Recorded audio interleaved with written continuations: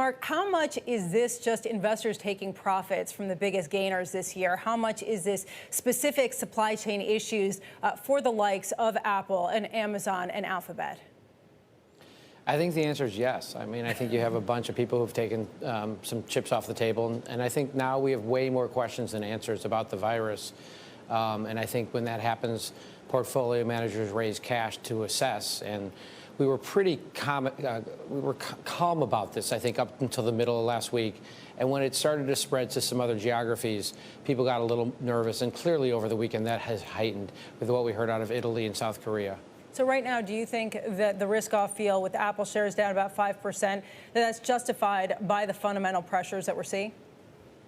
I do. I mean, I think they've obviously already warned, and we saw what they had to say last week. And I think, frankly, the response was relatively muted from the street. We had kind of a one-day sell-off, and last Monday, that was exactly a week ago, Tuesday, actually after the holiday, and we kind of went back to business. The last few days, that obviously risk-off has accelerated. And I think one of the things I said last week, I was surprised by how muted the sell-off was.